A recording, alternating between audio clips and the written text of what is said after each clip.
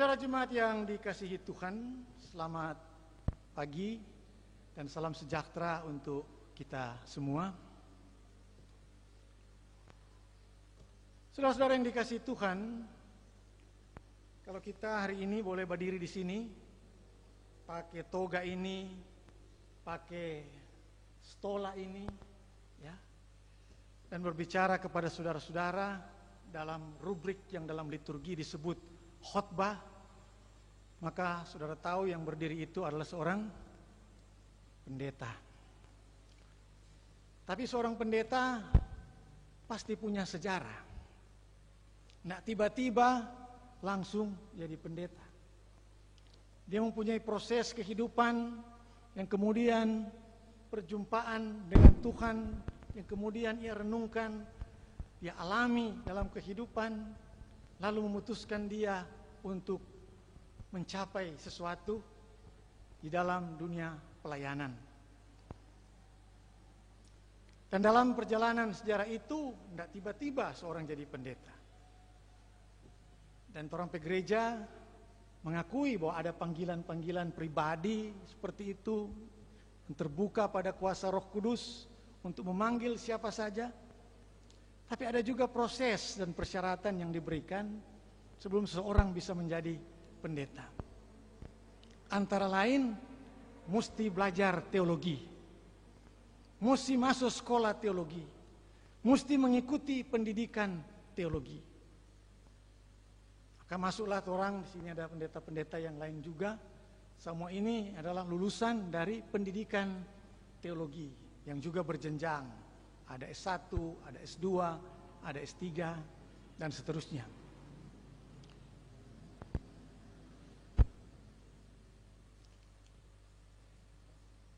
Siapa mesti belajar teologi dulu? Itu juga karena ada sejarahnya, ada latar belakangnya. Bahwa walaupun orang menyatakan bahwa dia dipanggil oleh Tuhan untuk melayani, memberitakan Injil, tapi ada proses, dan proses itu berdasarkan tradisi. Dan tradisi gereja-gereja kita mengikuti sebenarnya apa yang Martin Luther katakan. Martin Luther itu seorang reformator, bukan Martin Luther, maaf, Johannes Calvin yang katakan. Calvin itu seorang reformator yang mau membersihkan gereja dari embel-embel yang terlalu banyak muncul di dalam tradisi gereja sebelumnya. Untuk tidak menyebut gereja yang dikritik oleh Calvin, gereja yang sebelumnya. Sehingga dia mau mengatakan ada satu proses pemurnian. Dan pemurnian itu kemudian bermuara pada Calvin pada pentingnya pemberitaan Injil. Calvin mendefinisikan gereja sebagai yang memberitakan firman Tuhan yang benar dan yang melayankan sakramen-sakramen yang benar.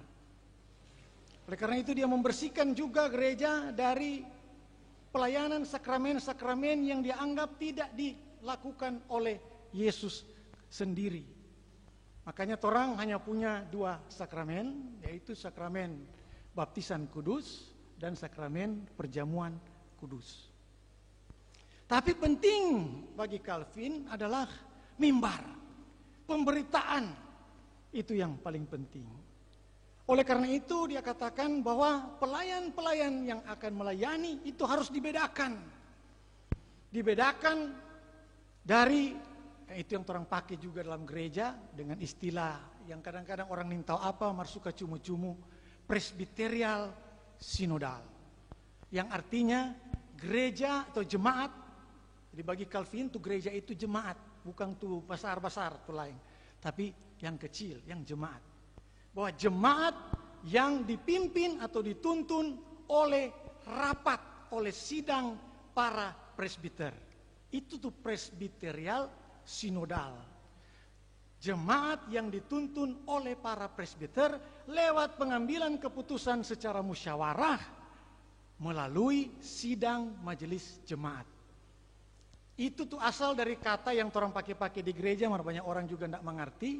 Konsistori. Konsistori bukan tanpa pendeta berganti akan pakaian. Ya. Konsistori adalah tempat sidang itu terjadi.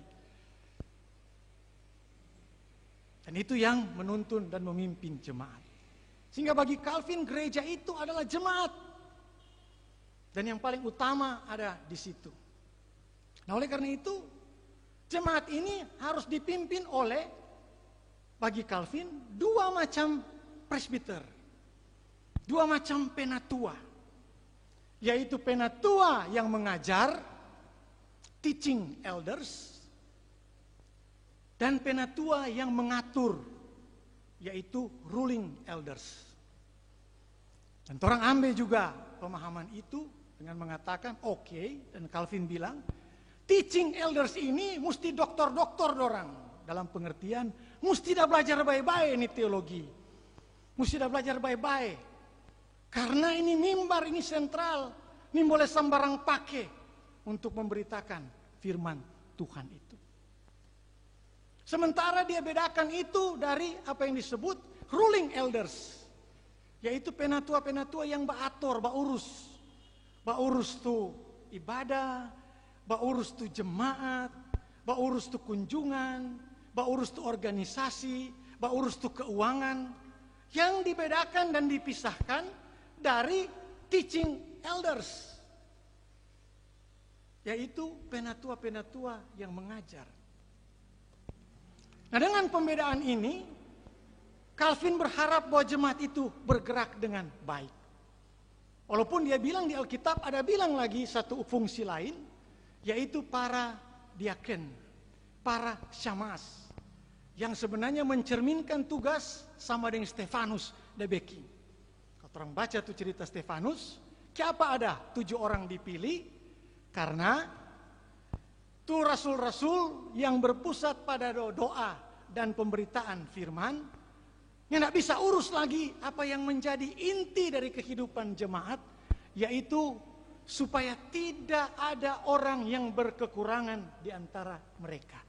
Itu tuh Kisah Rasul pasal 2, tuh jemaat mula-mula hidup karena semua baku ingat satu dengan yang lain. Semua baku urus satu dengan yang lain. Sampai yang punya harta dia jual DP harta untuk supaya jemaat itu bisa bertumbuh dan berkembang. Ada satu waktu tiba, ya karena ada juga koruptor-koruptor dalam jemaat seperti cerita Ananias dan Safira itu yang menyalahgunakan fungsi-fungsinya, bahaya itu selalu ada. Maka selalu itu adalah satu proses untuk memilih orang yang tepat. Tapi para rasul ini kemudian bilang mesti ada ini fungsi ini. Ada yang urus supaya ada keseimbangan dalam kehidupan jemaat. Oleh karena itu, itulah yang disebutkan Calvin sebagai fungsi kepemimpinan di jemaat, yaitu menjaga keseimbangan. Supaya tidak ada yang kekurangan, tidak ada yang kelaparan, tidak ada yang susah, tidak ada yang menderita, tidak ada yang siksa dalam kehidupan jemaat. Saudara-saudara yang dikasihi Tuhan, Calvin itu menekankan bahwa mimbar penting dan pemberitaan Tuhan itu harus dilakukan secara baik dan benar. Itu yang membuat dalam tradisi gereja pendidikan teologi itu sangat-sangat penting sebelum seseorang itu boleh menjadi pendeta di tengah-tengah gereja. Dan kalau orang sobat cerita pendidikan teologi, orang semua sama nih bercerita dengan pendidikan ilmu yang lain. Kalau rupa dokter, pasti dia mesti menguasai apa?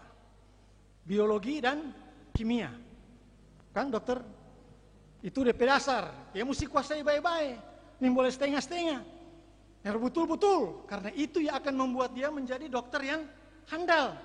Dokter yang hebat. Artinya yang betul-betul terdidik. Sekarang kalau sekolah teologi apa DP ingredients? Apa DP ramuan-ramuan dang? Salah satu ramuan yang penting adalah apa yang disebut hermeneutika. Hermeneutika. Paling semua tanya apa ini binatang aneh apa ini hermeneutika ini. Kalau sekarang so gampang. Di era artificial intelligence ini orang so gampang mau cari. Cuma bataria. Hey Siri, what is hermeneutic?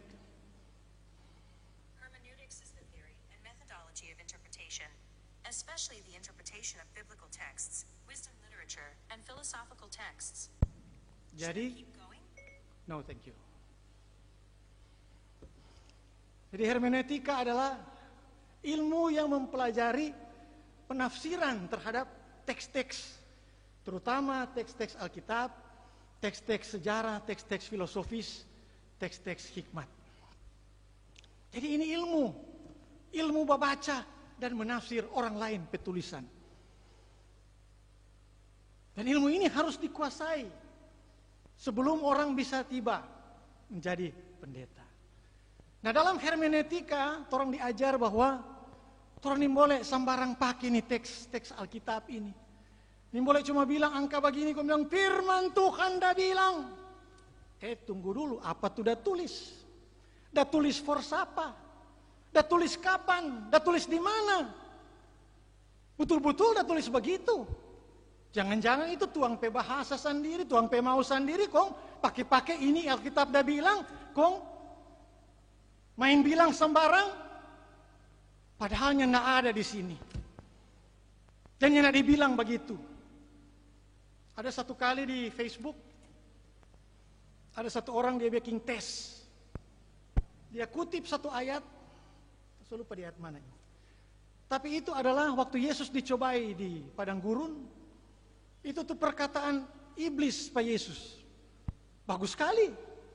Maka ketika dia dikutip di luar DP konteks, dia menjadi firman yang hebat, luar biasa. Orang bodoh hebat, tepuk tangan. Orang lupa siapa dah bilang itu dia. Orang ingin tahu siapa dah bilang itu dia. Dan orang banyak kali memperlakukan Alkitab seperti itu. Kutip satu ayat, ingin tahu siapa dah bilang, tapi so pakai. Nah, ini yang dipelajari di sekolah teologi. Ini boleh terjadi hal itu. Yang paling banyak yang terjadi adalah pada peristiwa kedukaan. Orang suka sekali kutip. Tuhan yang memberi, Tuhan yang mengambil, terpujilah nama Tuhan. Hah? Siapa yang bilang itu? Siapa dah cumu itu? Yang dah bilang itu adalah Ayub yang lagi krisis, frustrasi, hilang semua itu dia punya. Semua DP harta habis, semua orang yang dia cintai, kasih, kecuali DP istri, habis. Dan dalam keadaan frustrasi yang seperti itu, dia bilang Tuhan yang memberi, Tuhan yang mengambil, terpujilah nama Tuhan. Apakah itu Tuhan yang orang yakini? Yang ada kasih pada orang sesuatu, kemudian tiba-tiba langsung ambil seperti itu. Seperti itu orang kalau mau pastoral pada orang yang dalam kehamilan kemudian kehilangan bayi. Orang mau jelaskan bagaimana tuh Tuhan begitu? Tidak kasih kok ambil. Tuhan yang tidak mengerti perasaan manusia, umat yang dia ciptakan. Karena orang pemata salah baca. Karena orang tidak mengerti DP konteks, orang tidak mengerti DP latar belakang.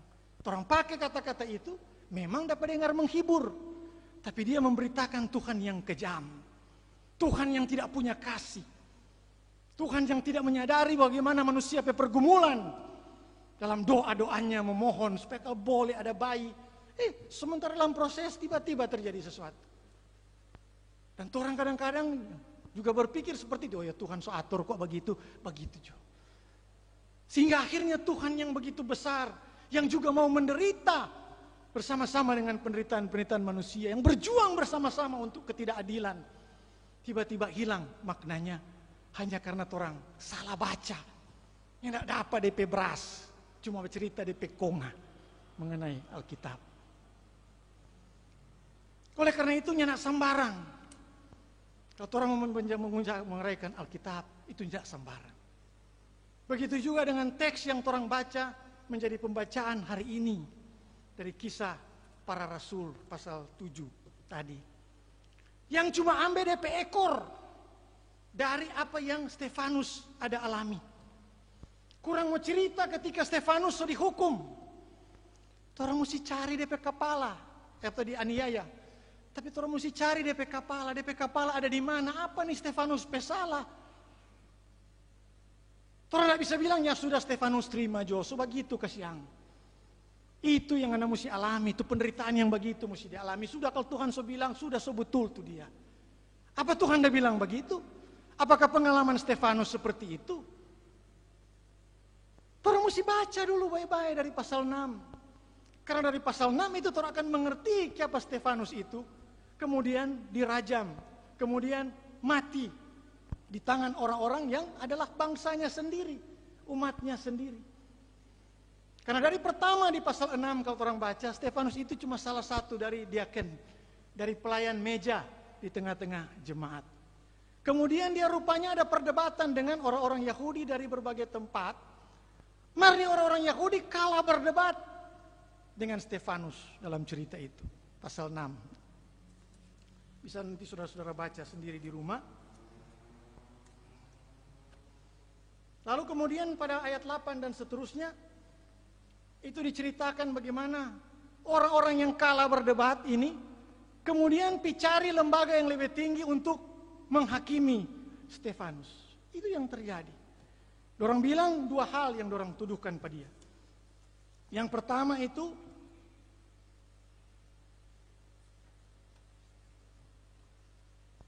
ada di ayat 13, orang lalu mereka memajukan, pasal 6 ayat 13, memajukan saksi-saksi palsu yang berkata, orang ini terus-menerus mengucapkan perkataan yang menghina tempat kudus dan hukum Taurat. Dia menghina tempat kudus dan menghina hukum Taurat. Itu yang dituduhkan pada dia. Oleh karena itu, apa yang kemudian muncul adalah juga sebab kami telah mendengar dia mengatakan bahwa Yesus orang Nazaret itu akan merubuhkan tempat ini dan mengubah adat istiadat yang diwariskan oleh Musa kepada kita. Padahal tidak ada hubungan dengan Tuhan. Dia tidak bilang, oh dia menghujat Allah, seperti yang dituduhkan oleh para imam ahli-ahli Taurat kepada Yesus ketika dia hendak disalibkan. Ini yang dituduhkan kepada Stefanus. Dan coba orang baca apa Stefanus jawaban ketika dia berhadapan dengan Sanhedrin, lalu menguraikan hal-hal itu kepada orang-orang sebangsanya. Orang semua tahu itu cerita yang sama. Cuma Stefanus menampilkan satu pandangan yang mungkin sedikit lain dari apa yang dorang terima dan yakini selama ini. Stefanus menunjukkan itu perjalanan sejarah umat. Dia menunjukkan itu Allah yang menyejarah, bukan Allah cuma teto-teto di dalam kehidupan ini. Mana tuh dia suka perhatikan, mana yang dia tidak peduli. Dan dia mulai dari Abraham. Abraham dalam perjalanannya, apa yang Abraham alami, tapi juga apa yang Abraham beritakan. Allah yang bagaimana yang ditampilkan oleh kehidupan Abraham. Begitu juga Yusuf ya di Mesir, di mana dia dibuang oleh saudara-saudaranya sendiri, tapi kemudian dia menjadi sumber dari Allah yang memelihara, Allah yang menjaga umat itu sehingga mereka boleh tetap hidup dan bertahan. Begitu juga Musa yang dia tampilkan di situ, yang kemudian ya orang bilang siapa ngana waktu dia mau mendamaikan dua saudara yang bertikai, siapa ngana mau jadi hakim patorang. Tapi Musa sedang menampilkan Allah yang mendamaikan di tengah-tengah umat yang bertikai. Dan kemudian juga perjalanan-perjalanan selanjutnya itu bahwa mereka menolak Musa. Menolak Musa sama dengan orang menolak sebenarnya Allah yang sedang diberitakan oleh Musa, yaitu Allah yang membebaskan, Allah yang melindungi, Allah yang mengayomi, tapi Allah juga yang mau hadir di tengah-tengah sejarah bersama-sama dengan kehidupan. Dan puncak dari semuanya itu adalah di ayat 48. Ketika Stefanus menyatakan bahwa Allah itu, Tuhan itu tidak boleh ngoni kurung di gedung, tidak boleh ngoni kurung dalam ngoni ideologi, tidak boleh ngoni kurung dalam ngoni ajaran-ajaran, tidak boleh ngoni kurung dalam ngoni adat istiadat dan tradisi. Waktu dia bilang, langit adalah tahtaku dan bumi adalah tumpuan kakiku. Rumah apakah yang akan kamu dirikan bagiku? Demikianlah firman Tuhan. Tempat apakah yang akan menjadi perhentianku? Bukankah tanganku sendiri yang membuat semuanya itu? Allah yang diberitakan oleh Stefanus, Allah yang tidak bisa dikendalikan oleh manusia, yang tidak bisa dikontrol dan dimasukkan dalam torang keinginan-keinginan dan persepsi-persepsi yang ada. Ini yang bikin orang benci kepada Stefanus. Apa dia bilang? Dia menampilkan Allah yang dia imani, yang betul-betul adalah Allah yang benar. Dan itu merupakan komitmen iman Stefanus. Tapi kemudian ini orang-orang yang tidak sependapat. Dan ini banyak kali orang temui di tengah-tengah masyarakat. Yang tidak sependapat langsung mau bunuh. Yang tidak sependapat langsung mau kucilkan. Yang tidak sependapat langsung mau pembunuhan karakter. Dibully, diobral di mana-mana.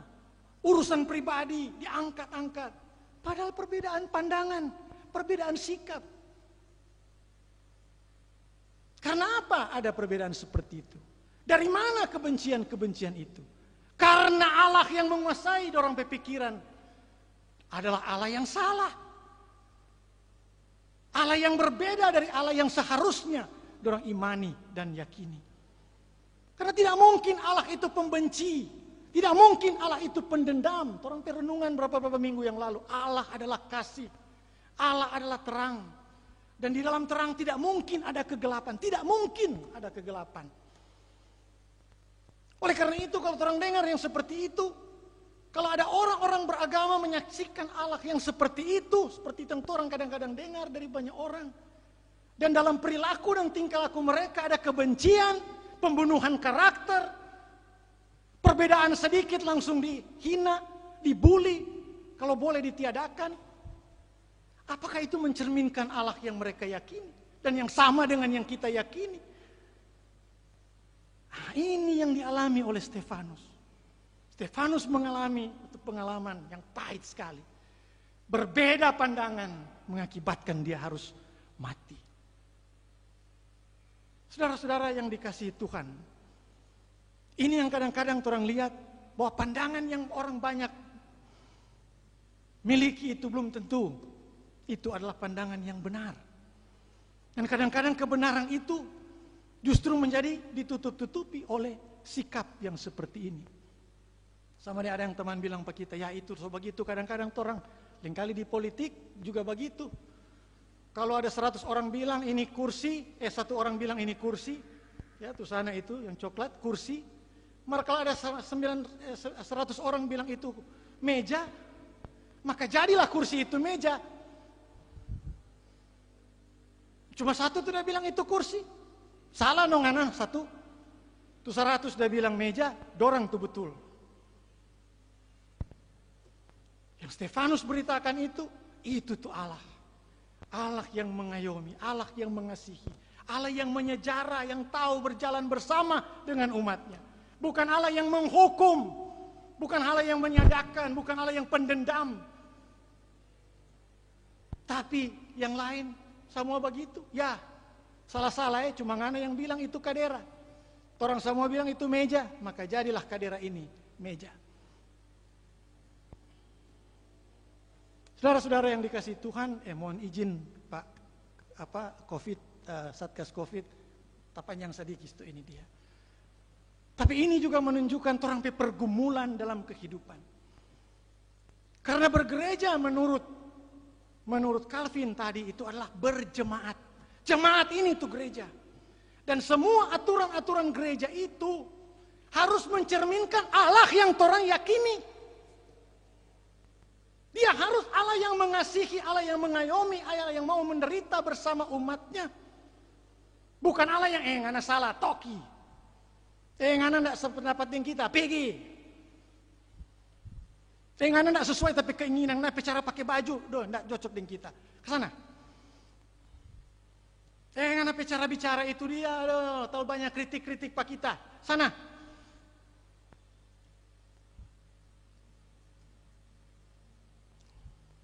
Ngana lebih banyak tahu dari kita, sudah ke sana. Semua terganggu kita di sini. Saudara-saudara yang dikasihi Tuhan, apa yang orang cerminkan? Harus mencerminkan Allah yang orang imani. Dan itu yang dilakukan oleh Stefanus. Konsekuensi, jangan dulu pikir konsekuensi. Karena konsekuensinya berbeda-beda di tempat yang berbeda-beda. Tapi kalau orang semua sesama dengan yang tadi, biar satu bilang kadera, orang tahu itu kadera, maka karena yang dibutuhkan adalah semua mesti bilang meja, maka orang juga ikut-ikutan bilang itu meja, maka jadilah torang orang-orang yang mengorbankan kebenaran dan mengubah Tuhan menjadi Tuhan yang torang pikirkan sendiri, tapi bukan Tuhan yang torang imani. Dan lihat sejarah dunia. Sejarah dunia itu terjadi di mana diktator-diktator muncul. Itu karena dibiarkan pandangan-pandangan itu. Menggunakan agama misalnya yang terjadi di Jerman pada tahun 30-an. Ketika Adolf Hitler boleh berkuasa dengan partai nasional sosialismenya. Apa yang terjadi? Orang angkat itu kebencian terhadap orang Yahudi sebagai ideologi utama.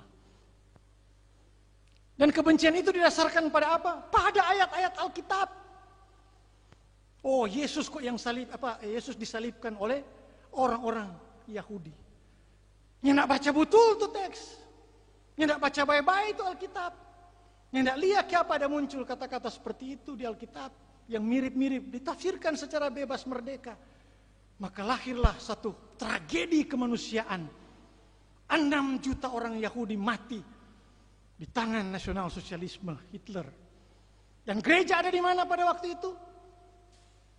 Hanya segelintir orang yang disebut gereja yang mengaku seperti Bonhoeffer, Karl Barth, dan tokoh-tokoh teolog-teolog pada waktu itu. Itu teolog-teolog betul. Itu teolog-teolog dia berpikir dan dorang Tuhan yang dorang tunjukkan itu adalah Tuhan yang dorang imani. Malah ada yang mati pada orang seperti Bonhoeffer harus mati dibunuh dia oleh Hitler. Karena dia menyatakan kebenaran sama dengan beda-beda tipis dengan Stefanus ini. Tapi yang banyak ada di mana? Yang banyak adalah Hitler bilang itu meja. Bilanglah itu meja. Maka jadilah satu tragedi kemanusiaan. Dan Tuhan yang diberitakan di sana adalah Tuhan yang pembenci, pendendam, pemusnah. Bukan Tuhan yang penuh kasih karunia. Saudara-saudara yang dikasihi Tuhan, renungan ini sangat penting bagi kita untuk menyatakan dan mengingatkan. Tuhan yang bagaimana yang orang imani. Orang melihat semua itu lewat cerita-cerita Alkitab. Dan Tuhan yang sama yang kemudian membuat Yesus di kayu salib berkata, Eloi, Eloi, lama sabachthani. Satu seruan kemanusiaan ketika dia menyadari bahwa Tuhan tidak bekerja dengan cara kekuasaan seperti pandangan dan pikiran manusia. Tapi Tuhan bekerja di dalam penderitaan manusia untuk supaya manusia itu betul-betul dalam kesetiaannya. Dia tidak lupa bagaimana apa yang Tuhan kerjakan dan lakukan itu untuk kehidupannya, untuk kebaikannya. Dan tidak ada sedikit pun maksud Tuhan di dalam kejahatan, di dalam penderitaan, di dalam kesusahan. Oleh karena itu penderitaan yang orang alami bukan berarti karena Yesus melalui jalan derita orang harus menderita, bukan. Yesus justru telah melalui jalan derita itu untuk menunjukkan kepada kita bahwa kita tidak harus lewat jalan itu. Tapi kita harus hadir untuk membebaskan manusia dari penderitaan. Supaya apa yang diderita oleh Yesus tidak terjadi pada kita manusia. Itulah Allah yang sedang kita beritakan. Allah yang tidak membeda-bedakan. Allah yang mengerti setiap insan manusia. Yang tidak ada yang lebih penting dari satu orang yang lain. Dan itu yang sebenarnya menjelma di dalam kehidupan gereja kita lewat ajaran imamat orang percaya.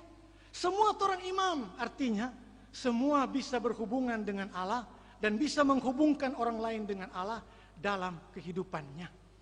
Jadi tidak ada tuh lebih tinggi, tidak ada lebih rendah. Pendeta tidak lebih tinggi dari penatua.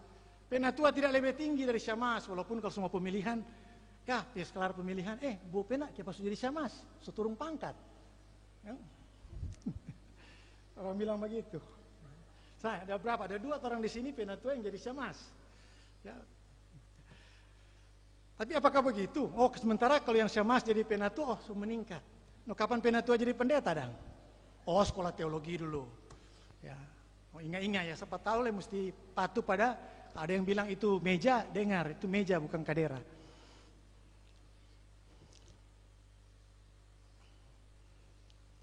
Saudara-saudara, itu yang orang baca juga tadi dari Alkitab, dari Yesaya, dari apa yang Yesus bilang itu dia.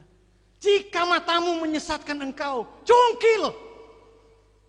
Jika tanganmu menyesatkan engkau, penggal. Jika kakimu menyesatkan engkau, potong. Lebih baik tak kurang sepanggal daripada ancur enteru. Karena apa? Karena yang itu dia melemahkan. Itu torang tugas panggilan yang harus memberitakan Tuhan yang torang yakini. Begitu juga dalam setiap torang aturan kebersamaan. Apa yang disebutkan aturan-aturan itu dia adalah kesepakatan-kesepakatan. Supaya apa? Supaya ada keteraturan. Keteraturan ini yang dimaksudkan. Supaya tidak bakal lain, tidak bakal salah. Nah, untuk tidak bakal lain, tidak bakal salah, aturan-aturan itu harus mencerminkan torang teologi. Torang pemahaman tentang Tuhan. Tuhan yang bagaimana yang torang yakini. Dalam pemahaman iman. Imamat orang percaya tadi. Semua adalah imam. Semua berhak. Untuk jadi apa saja di gereja kita. Karena itu adalah apa yang diberikan kepada kita. Kita yakini sebagai karunia Roh Kudus. Seperti apa yang diberikan kepada Stefanus. Stefanus bisa menjelaskan semua itu karena dia sudah belajar. Karena dia tahu. Bukan karang-karang. Ini itu kehidupan beriman. Sehingga orang menghargai setiap karunia yang diberikan Tuhan itu. Dan pakai karunia itu untuk kehidupan bersama. Maka kalau aturan itu semua beda-bedakan. Oh ini nimbole, itu nimbole. Itu sana karena begini. Ya sudah dikucilkan. Gereja macam apa yang ada hidup di tengah-tengah aturan seperti itu? Gereja macam apa ketika itu menjadi kepentingan-kepentingan individu yang dibahasakan dalam bahasa Tuhan?